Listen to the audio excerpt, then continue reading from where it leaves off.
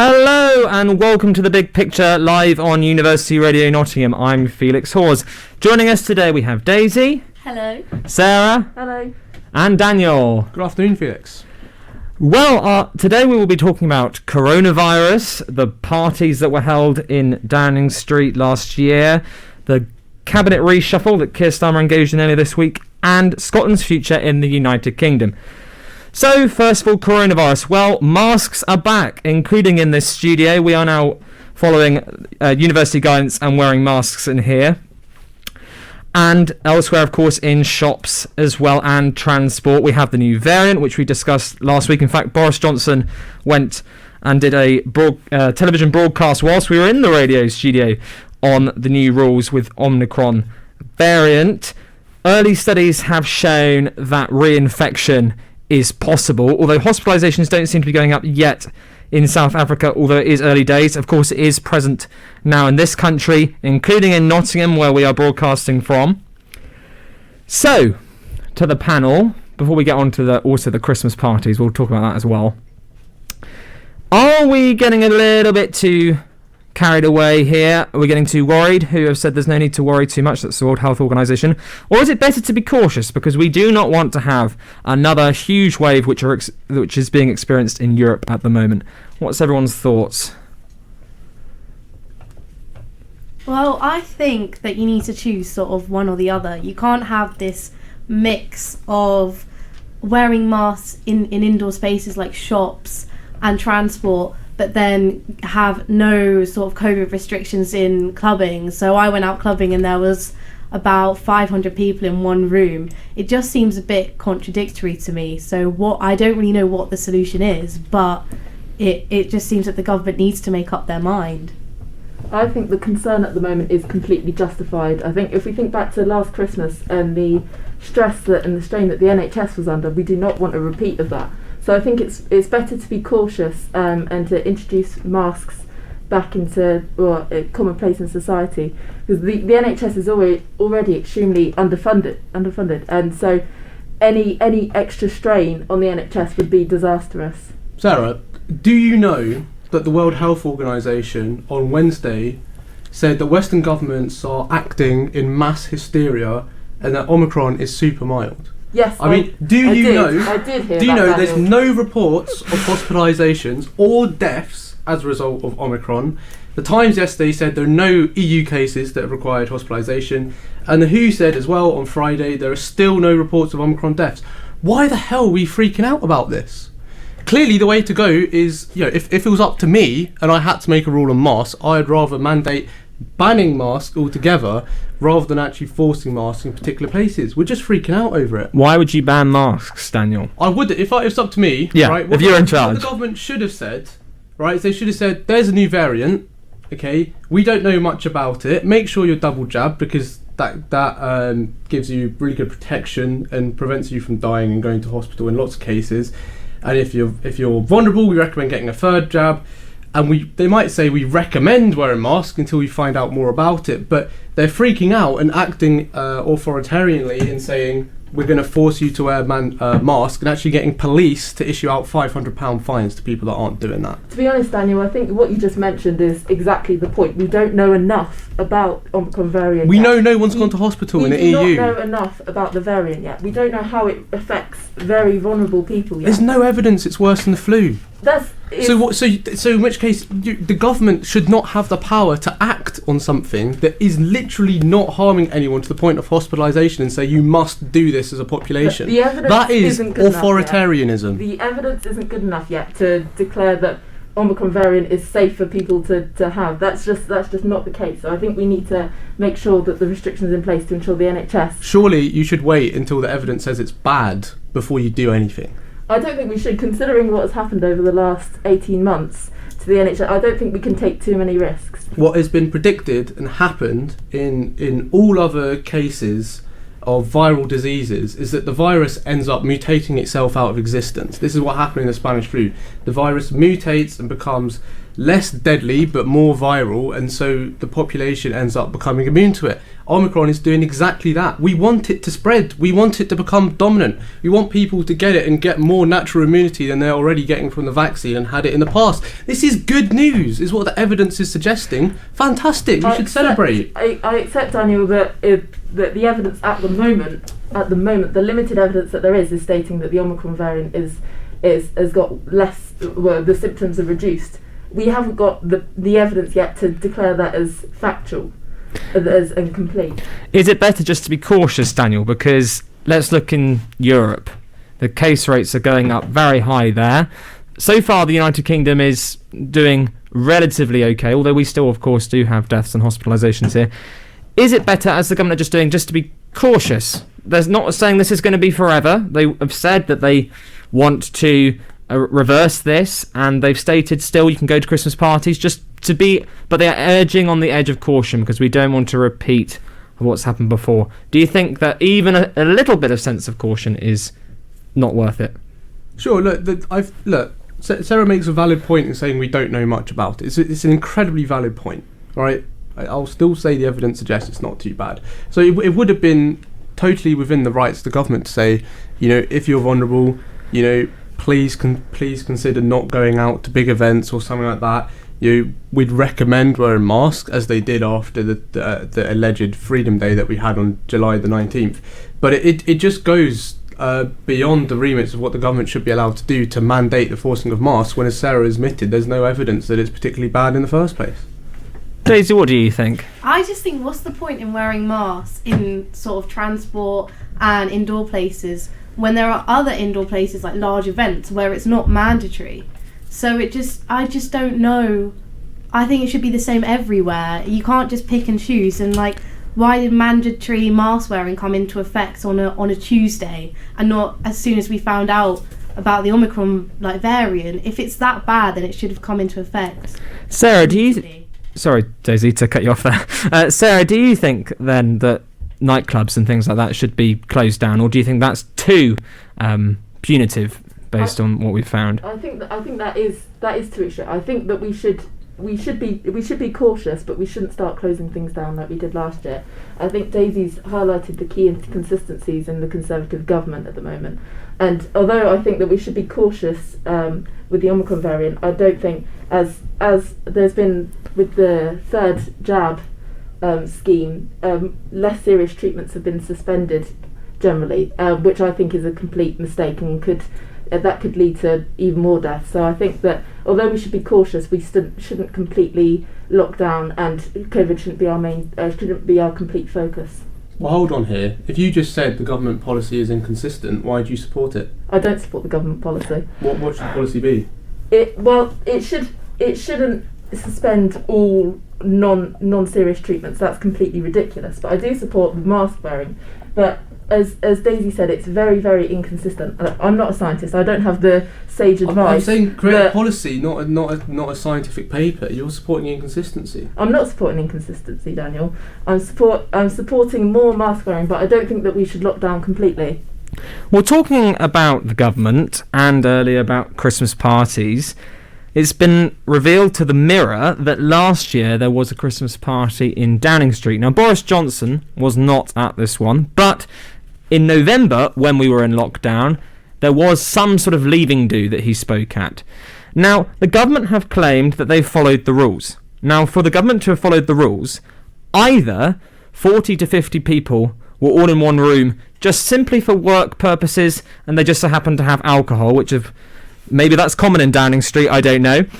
Or they were all in their household bubbles, which means Boris was sticking to Carrie and Dylan the dog and Larry the cat, and off to the other side of the room was Rishi Sunak talking to his wife, and they couldn't interact. That's the only way that these rules were followed. I did mention Boris Johnson there, but he wasn't at the party, but for the sake of an example of how they would have followed the rules as they have claimed. What has happened here, do you think? And if Downing Street, the heart of the government, was breaking rules in Christmas time, where it was deeply upsetting for a lot of people at Christmas not to be able to spend time with their family, if the government itself was breaking these rules, what do you think should be the consequence of that? I think that it simply highlights that Boris Johnson seems to think he's above the law, and as we know, this isn't the only case of Conservative MPs and advisors flaunting the COVID-19 rules. So I think that there should be severe consequences to this. However, I don't think it'll stick to Boris Johnson. I think that his cult of personality is too strong at the moment for it to make a significant impact, unfortunately. So I'm not sure, to be honest, but I don't think it'll stick to him. Do you think Boris was aware of the party? Because he wasn't there, but do you think he was aware of it? Absolutely. It's ridiculous to think that Boris Johnson wasn't aware of this. So he thinks that he's above the law, but it's simply ridiculous, his attitude at the moment. Was this run by civil servants, though, rather than the government? Because I, in my opening statement, assumed that it was the government. But what if this was the civil service at work at Downing Street? If it was them, it actually is it the government's fault? I mean, Boris Johnson does live in 10 Downing Street, so he probably was aware of what was going on beneath him. But is this actually potentially the civil service? Ultimately, Boris Johnson is responsible for the things that happen in Downing Street. If it's happening by civil service, then he should have a tighter rein on the civil service. So I think that he is culpable. Daniel, do you think that something should occur here? Do you think someone should be sacked, in civil servants or perhaps politicians or whoever was at this party? Oh man, I mean, Felix, you asked the toughest question. Well, it's the big picture. Look, all the workers at this particular party were emergency workers, and so they can claim by the fact that they were all working together at 10 Downing Street or 11, whatever it was, that they're in their own bubble. And that really these restrictions came just after the 18th of December when they're claiming this party happened.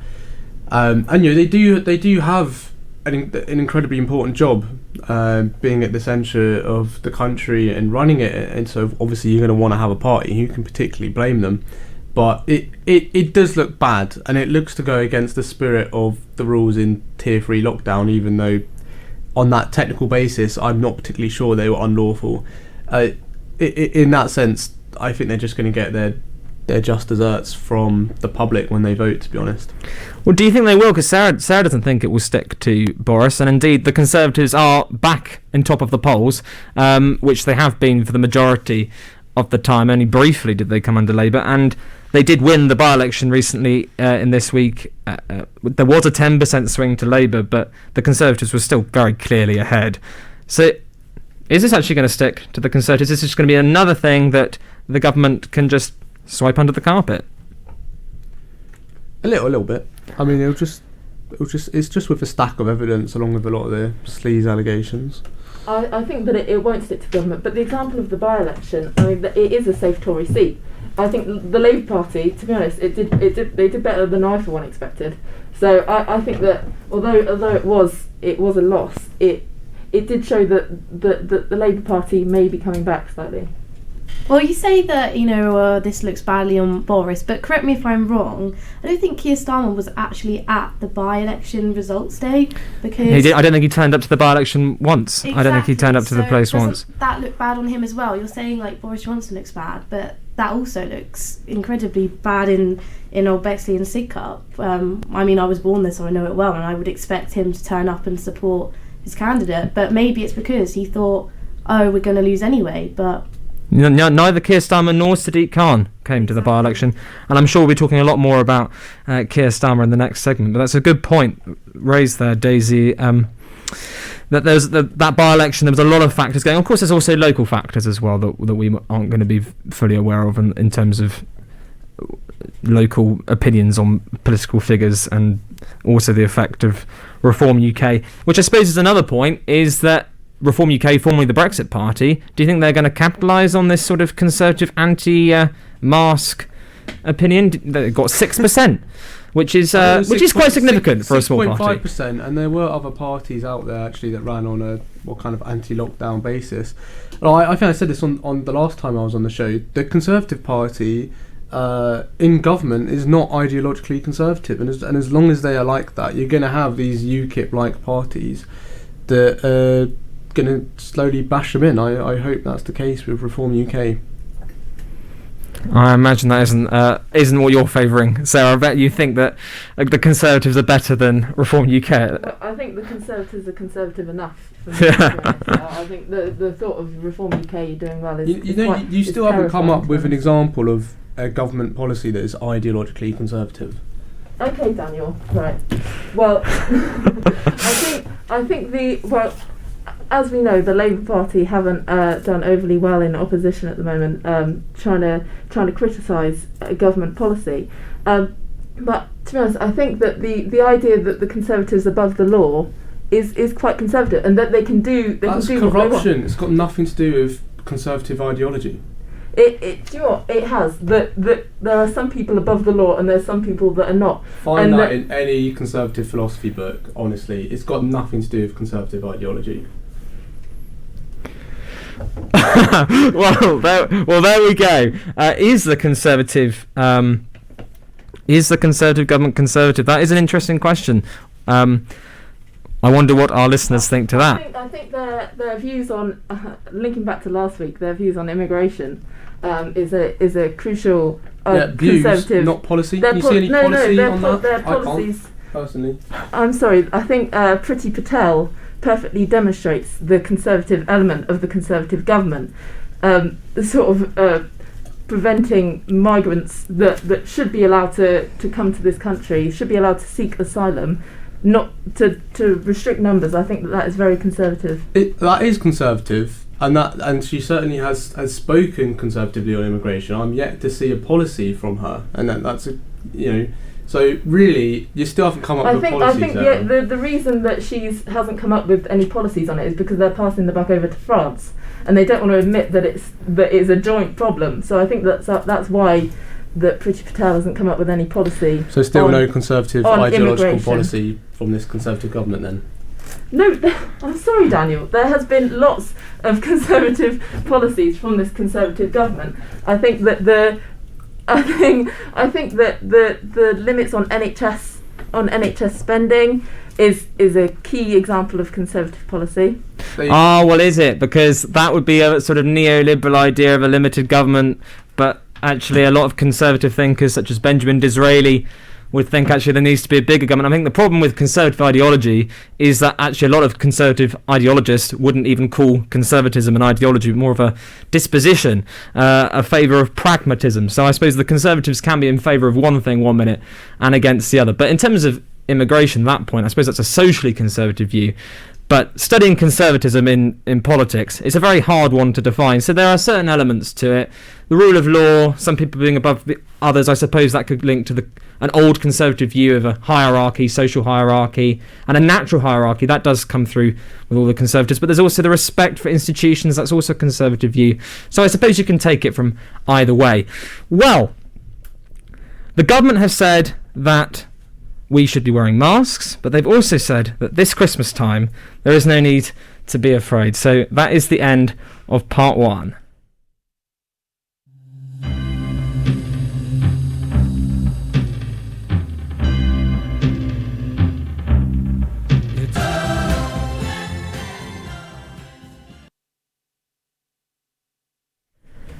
Hello and welcome back. Well, our second topic is on the recent reshuffle that Keir Starmer did earlier this week.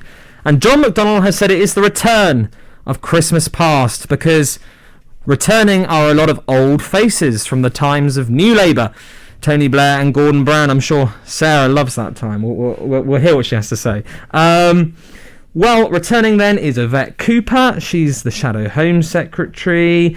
David Lammy's been promoted to Shadow Foreign Secretary. Rachel Reeves is remaining as Chancellor. All prominent new Labour figures.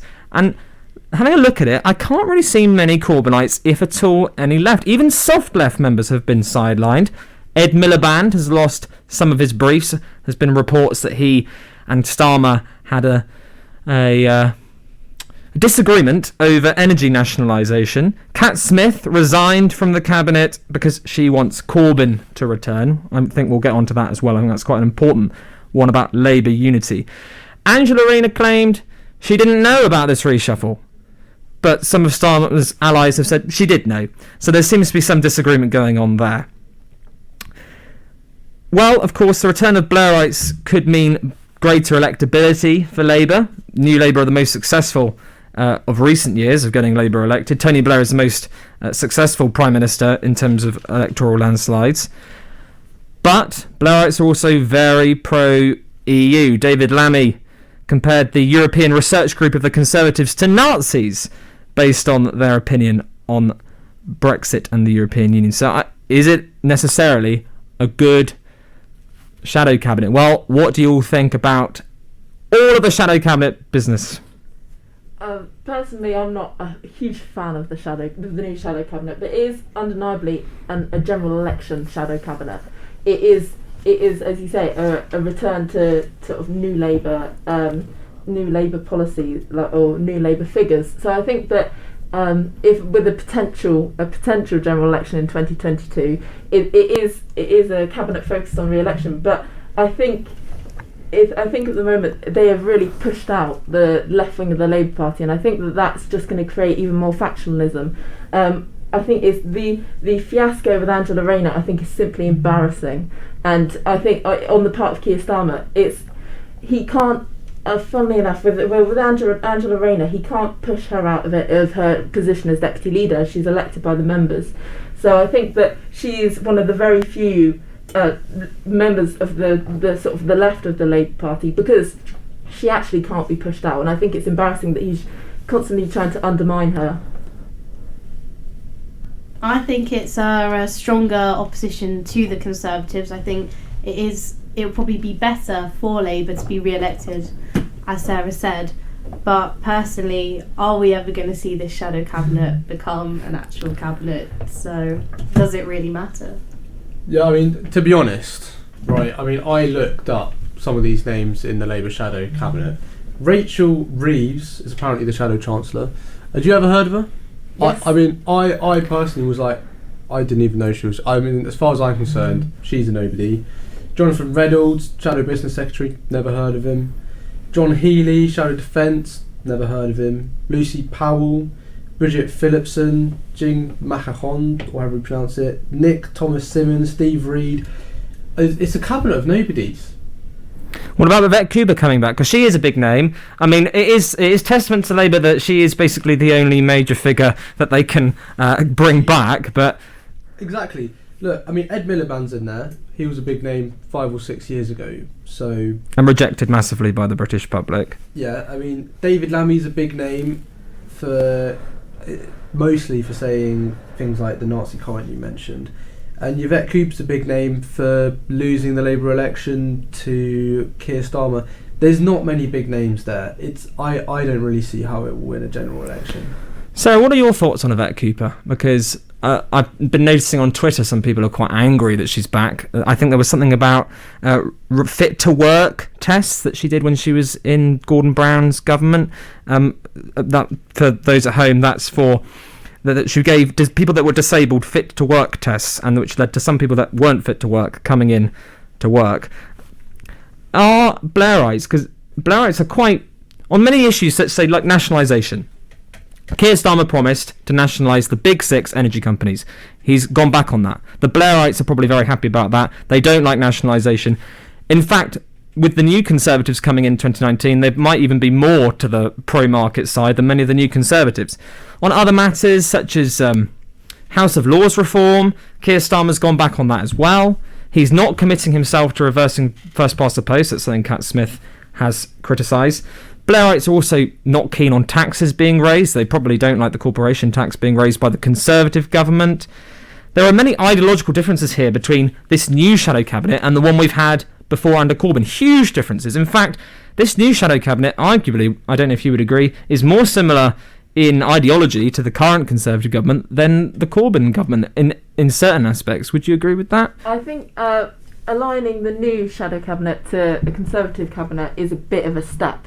But I do agree that there is a huge disparity between the policy of the current shadow cabinet to shadow cabinets under Corbyn. I am not a fan of Yvette Cooper. I think that she is extremely knowledgeable on Home Affairs, being the chair of the Home Affairs Select Committee for the last 5 years. She undeniably has huge knowledge about affairs that are going on. But I don't think, as a member of the left of the Labour Party, she is not the person that I would have wanted to see as in such a prominent position. I think that pushing the left of the Labour Party out even further is just creating more discontent. And to be honest, I agree. This isn't a cabinet. I don't think that is going to be elected anytime soon. I agree. We're not strong enough. We're not united enough yet. And I think the only way to get strong enough and more united is to get rid of Keir Starmer. Do you think Jeremy Corbyn should receive the whip back? For context, to those that might have forgotten, after a report came out that issued that the Labour Party was institutionally anti-Semitic, Jeremy Corbyn stated that the levels of anti-Semitism were overstated, I believe, and he was then suspended from the party. He was then readmitted, but Keir Starmer refused to give him the whip back in Parliament, and a lot of Corbynites and a lot of party activists, crucial for general election campaigning, are very annoyed by this. Keir Starmer said that Jeremy Corbyn can come back as long as he apologises for what he said about anti-Semitism. Do you think Jeremy Corbyn should be let back into the Labour Party? Yes.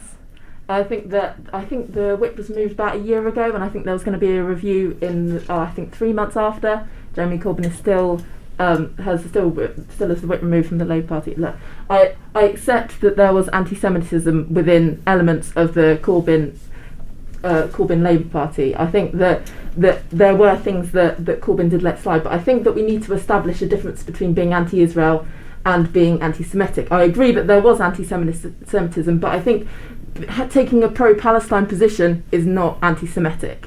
So I think obviously there was anti-Semitism under Corbyn's in Corbyn's Labour Party, but I think that Corbyn should be returned to the Labour Party, if not for the activists that he will bring with him. But let's not forget, Sarah, right? I mean, the group that did this anti-Semitism report was the Human Rights Commission. I mean, the only other body that I mean, as far as I remember, that they've ever done a report on, like they did the Labour Party, was the British National Party. That's right, yeah. So it's not something that could be taken really lightly, can it? No, I completely agree. There was anti-Semitism in the Labour Party, but I don't think that the whip should have been I don't think that the whip should still be removed from Jeremy Corbyn. I think that's completely ridiculous. Do you think that if they let Jeremy Corbyn back into the Labour Party, that will upset many members of the Jewish community? For example, Margaret Hodge reportedly, and this is just reportedly, has stated that she would resign the Labour whip if Jeremy Corbyn's let back in. Now, as far as I'm aware, Margaret Hodge is the only, if not one of the very few, Jewish Labour MPs that are still in the Parliamentary Labour Party after Louise Ellman and Luciana Berger resigned, and Ian Austin as well. Do you think that would look even worse electorally for the Labour Party if one of their only few, if not the only Jewish Labour MP left, resigned with Jeremy Corbyn coming back in? I think, obviously, if they resigned, it would not look good for the Labour Party. But I think that the comments that Jeremy Corbyn made were not, I don't think that they justified having the whip removed. And I think that there was a review on anti-Semitism in the Labour Party, and changes have been made. Therefore, I think that resigning from the Labour Party is a step too far.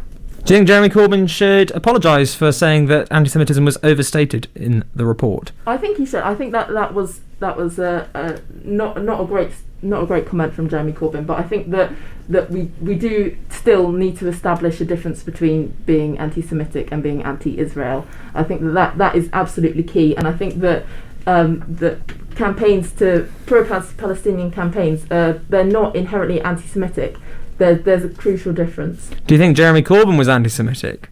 I don't think Jeremy Corbyn was as an individual. I think that there were elements of Jeremy Corbyn's Labour Party that were anti-Semitic, absolutely. And I think that some of the people that he surrounded himself with were potentially anti-Semitic, but I don't think he as an individual was. Okay. Well, earlier this week, just concluded yesterday, we've had some strikes here at the University of Nottingham and across higher education facilities around the country. But I've been told by a member of the strike team that there was no comment made by the Labour Shadow Education team. Now, of course, that's changed recently. Kate Green's out. Bridget Phillipson, I believe, is the new Shadow Education Secretary. She's, surprise, from the right of the Labour Party. Do you think that the Labour Party should have commented on strikes by workers? After all, isn't that what the Labour Party was founded to represent? I think it's embarrassing that there hasn't been a statement. I think that the introduction of Bridget Phillipson into the Shadow Department of Education, I think it is a crucial step to the right, and I think that not writing a statement about such important strikes for universities is really quite embarrassing. I think so. Nadia Whittam came to the strikes at Labour MP for Nottingham East, I believe, and it was great to see her there. But there was no official support by the Labour Party, which is quite poor, really. It's interesting you say that, Sarah, with Bridget Phillipson changing the party to be more towards the centre, because I still hold that the bigger deal is that I've never heard of her. She's more of a sub minister who should be he's kind of castigated off into very minded. I've never heard of her. Right? Is she really going to make a big deal in the first place? Never mind apparently moving the party to the right. Well, I think the reason why you haven't heard of her is because Labour haven't been in government since 2010. Therefore, there's no reason for you to know. When the Conservatives were in government, they had big names. They had Boris Johnson, who was a big name. They had Michael Howard, who was a big name. They did have Labour big names, doesn't. Yeah, they did, undeniably. We do have big names, but they are mostly on the left of the Labour Party who have been forced out. So I think that at the moment we do have big names. So Rebecca Long Bailey, Angela Rayner, John McDonnell. There are big names, but they've been forced out. Do you think that if the Labour Party lets in more Corbynites or more those to the left, that would make them more electable after such a disastrous election defeat in 2019, the worst for over 80 years? Do you think returning to a style of cabinet that was more reflective of what led a huge landslide, not one but two, in 97 and 2001, is likely to make Labour win again? Or do you think actually the days of New Labour are behind us? This sort of idea of neoliberal attitudes towards the economy and being very socially liberal is no longer where the median voter, the crucial determinant of how parties win elections, that's changed now. So actually returning to the old is not going to please the electorate. After all, of course, that the New Labour were voted out in 2010 with a worse result than what Corbyn achieved in 2017. So I've got a few points to raise on this matter. I think as much as I'm not a fan of either Keir Starmer or Tony Blair, I think Keir Starmer is no Tony Blair. I think he is more of a Neil Kinnock, unfortunately for us at the moment. Tony Blair, although I don't agree with his policies, he was a charismatic politician. He was a good and effective politician. Keir Starmer is not. So therefore, I don't think that anything Keir Starmer can do at the moment will reflect the landslide that Tony Blair achieved in 1997.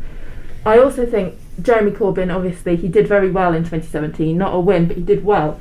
In 2019, we didn't do so well. I think that was more tactics rather than policy. Although some policies, like the second referendum, potentially Keir Starmer's idea, were poor, I think that crucially we had too many policies and we weren't effective in communicating our policies. We had a policy about veterinary care and things like that, very, very quite niche. And so we had a long manifesto, quite like the longest suicide note in history. We need business card style Tony Blair campaigning. That's what we need. We need Tony Blair's tactics, but not Tony Blair policies. So you think that the British public are secretly massively in favour of socialism? At the moment, I don't think so, because I think the vision of socialism they've got at the moment is Keir Starmer, who's crucially, in my opinion, not a socialist. So I think that at the moment, the public is not socialist. But I think with Jeremy Corbyn, he was so different from Tony Blair that I think he engaged younger people. He didn't quite reach the huge swathes of older voters, the loss of the red wall. But I think he did. He reached young people, which I think Keir Starmer isn't quite doing. So I think we need to have a new face of socialism, someone different, potentially. Hopefully someone from the north of England, potentially a woman. That would be good for the Labour Party. I think Hooray?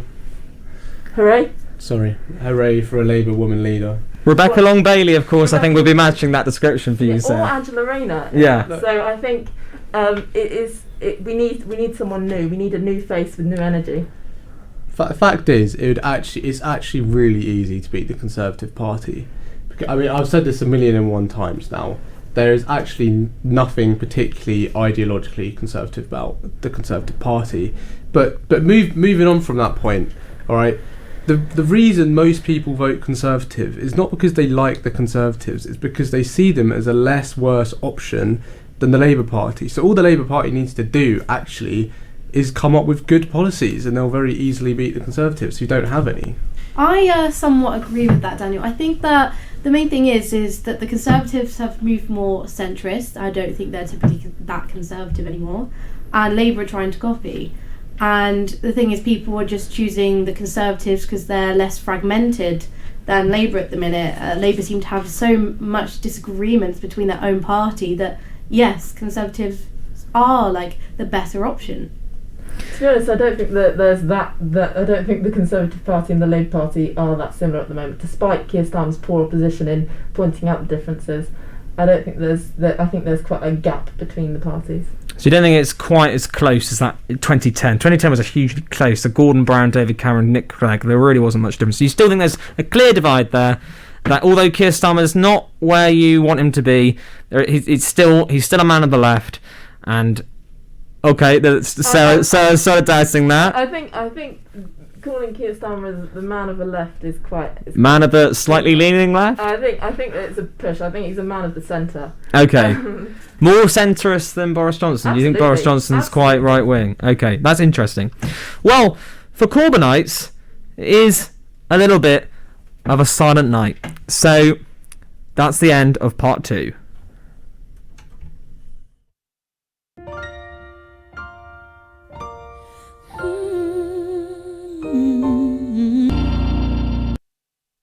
Hello and welcome back to the third and final part, and we're now going to be talking about Scotland. This is quite a major constitutional question that we've not discussed really in any detail in the big picture yet, so here we are. Earlier this week the SNP, that's the Scottish National Party, had their conference this week, and of course the SNP are the governing party of Scotland and are absolutely desperate to see Scotland outside of the United Kingdom.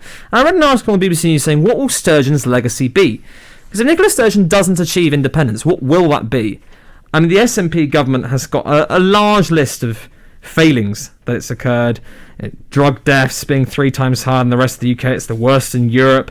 Lowest scores in English and maths 20 years. Numeracy and literacy rates going down, not up. The attainment gap between the rich and poor wider than in England for the first time in recorded history. Poverty in the East End of Glasgow is ridiculously high. Life expectancy in that same part is comparable to sub-Saharan Africa. But yet, the SNP keep getting elected, and they have the wish to hold a referendum. Now, one of the criticisms of the European Union was that if we wanted to do something, European Union bureaucrats would stop us from doing that. Nicola Sturgeon has been elected with a mandate to hold another referendum, and she's being blocked by Boris Johnson, who's using the argument of a once in a generation. So although independence doesn't actually seem to be too much of a priority for the Scottish people at the moment, I think it was a recent poll listed it as the 8th priority, and polls are fluctuating. There's some polls indicating support as high as 55% or as low as 45%. So it might not be the biggest priority, but is independence, should an independence referendum happen? Because that's what the Scottish people have voted for in the electoral system they have. Of course, actually most people voted for parties that supported the Union. But what is the future of Scotland in the United Kingdom? Are we just going to see Scotland leave at some point? Should it leave? Do you think it should? What do you think on this topic? I think it's inevitable that Scotland will leave the United Kingdom. I think that ultimately, although the once in the generation argument, I think that the circumstances have changed so much since the referendum that we can't use that argument anymore with the exit of the European Union. But if Scotland did gain its independence, I think it would struggle to join the European Union for the reason of Spain and Catalonia. Mm-hmm. So that's a crucial issue. But as a Labour Party member and supporter, I don't want Scotland to leave the United Kingdom, because I think it's in the near future it's the only realistic way of a Labour government. That's quite self-centred as a response, isn't it? It is, yeah. Just going to point that out there. Look, I really don't hope they leave, simply because I love Scotland. And yet, yes, in a very odd sense, unique to United Kingdom, Scotland is its own nation and has a national identity, but there is also weirdly a national identity over Britain and the United Kingdom as a whole. So if they decide to leave, they can do. I kind of disagree that the European Union exit is a bigger deal to say that they deserve a referendum immediately. But look, in, I don't know, 20, it's probably more like 15 years' time, if they were to ask again, reasonably they should have a referendum. But on current levels, they will really struggle if they leave. They will really struggle, because at the minute, Scotland is a failed state. I say just let them leave. If they want to leave, just go.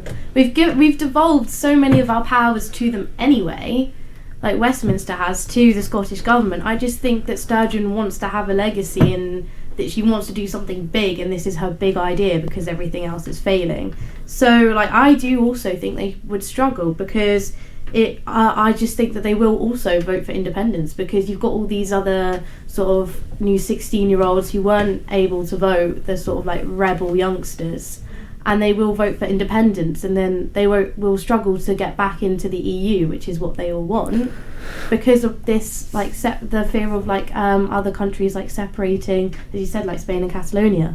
That's why the EU won't accept it. Also, Scotland, actually, its economic level and its deficit is too high to be let into the European Union, so it would very much struggle. But there are actually a lot of people who support Scottish independence that actually don't want to join the European Union. I think roughly about 40% of SNP voters actually supported Brexit as well. And interestingly, of course, there are many people that backed Remain but would prefer to stay in the United Kingdom. I think every single Conservative MSP at the time of the 2016 referendum backed Remain in the European Union, but all of them, I'm sure, I haven't spoken to all of them, but I'm sure all of them would choose staying in the United Kingdom than rejoining the European Union.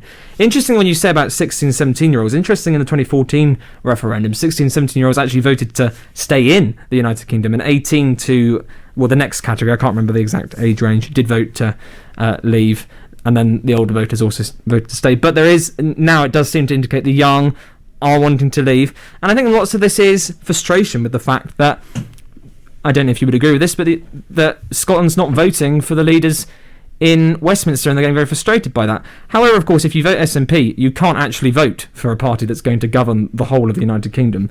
The best way to do that is, if you don't want a Conservative government, would be to vote for Labour or the Liberal Democrats. Sarah, you raise a very good point there about Labour. Labour had 41 Scottish MPs in 2010. It now has 1.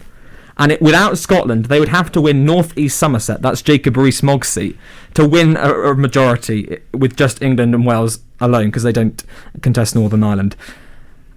So, what should be done? What should unionist parties do? Because they're splitting the vote in Holyrood. If candidates stood aside for other parties, it's a chance the SNP would be gone. But of course, that's assuming that Labour voters would vote Conservative over SNP simply on the union question, and that, of course, is not going to be the case for everybody. What should be done? Because it does seem to be inevitable. At some point, Scotland might leave the United Kingdom.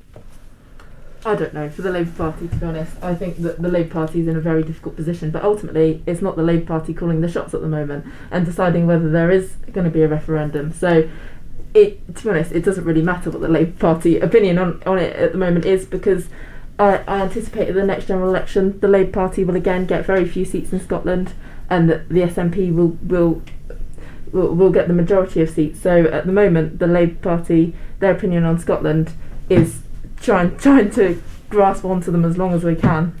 Shall I tell you what's been happening with Please Scotland, do, Daniel, Sarah? Since you don't know, the British government has had the same policy in regards to Scotland since about the year 2000. And that policy can be summed up in one word, and that word is appeasement. It basically can't be bothered to deal with the SNP. Tony Blair created the problem by creating a devolved parliament, which he thought would solve the problem, but it's done the exact opposite of that. And what the British government's essentially done ever since then is to try and prevent the power of the SNP just giving away powers that were once held by the British government and giving it to the devolved parliaments. And so, of course, since the SNP keeps on getting more and more powers to Scotland, they're going to get more and more votes. And until the British government has an actual Prime Minister with a spine, which it hasn't had for several decades now, who says, no, we're not giving you any more power, and call the bluff of the SNP are going to continuously do well in Scotland and win most of the seats. But I don't really see a Conservative leader, or indeed a Labour leader, who's going to do that anytime soon. So it's going to continue to be a problem. But don't you think without devolution there would have been even more discontent in Scotland through No, because they have control? It would have created problems, but they'd have really the same power. Look, the Scotland has more power. Even if you were to accept devolved power, Scotland as a devolved government has far more power than Wales or Northern Ireland in the first place. So they've given away too much power and constantly appeased the SNP. Do you think if Nicola Sturgeon doesn't achieve an independence referendum, because ultimately the decision isn't hers, it is the UK government, and she is respectful, or unlike perhaps other members of the Scottish separatist group like Alex Salmond, of wanting an actual legal referendum to happen. Therefore she requires Boris Johnson or a future Prime Minister to agree to it. Do you think if she doesn't actually get this referendum, that some other members of the SNP might oust her? Do you think her future as the First Minister is secure? She's very popular in Scotland, amongst unionists as well as separatists. But do you think that members of the SNP might try and remove her because she actually hasn't achieved the independence referendum, which is what they all want? This is their highest priority of the SNP, is independence. Thing is, she is actually not a very good leader in terms of her policies bringing about good things on Scotland. They're not. The fact is, she freaked out more over this Omicron virus, which, as I said earlier, isn't deadly at all, than the British government by telling Scottish workers to actually work from home and stuff. So it's a thing of it. It's a problem that could be easily solved if the British government said you don't really have this power or authority, but they're not willing to stand up against her. She's a bit of a puppet, a blow up balloon, if you like. A single pin could pop her. Because she just appears powerful, because she kind of claims, oh yes, I have these magical powers over Scotland that she shouldn't really have in the first place. I don't think that's true. I think with the amount of MSP she's got, I think she's got the one short of majority. I think you can't deny that she is, because she keeps on taking power from London. No, but you can't deny that she's a successful leader, and that's what she is. She is in charge of Scotland, and that's a fact. But I think that ultimately the SNP are going to get frustrated with Nicola Sturgeon. She's had her chance at achieving independence, and it failed. Maybe due to the influence of the Queen. Anyway, I think that ultimately they are going to get annoyed with how long Sturgeon has carried on.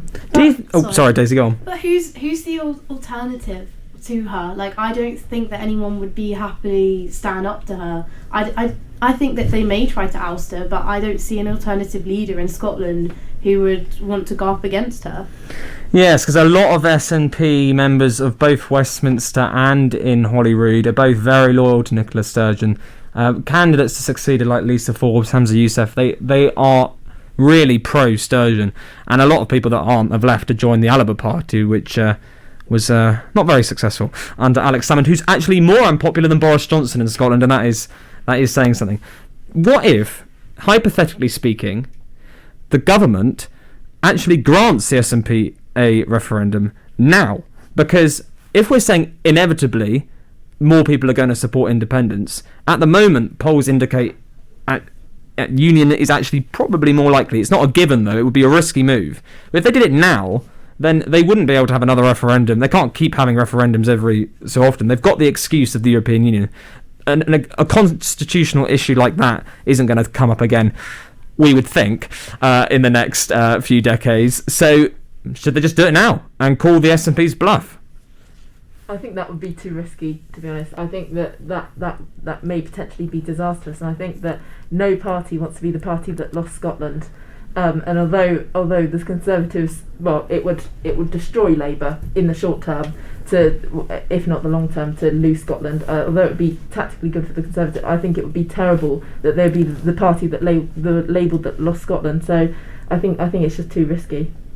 If they did that, it would be more appeasement, and yeah, it's not necessary, because I mean, sure, they do have a reasonably powerful argument talking about the European Union, but the whole once in a generation thing, which they banged on about to claim that the referendum was so important back in 2014, it's still a firm argument for the Conservatives to hold. So they don't need to grant it, and so they shouldn't.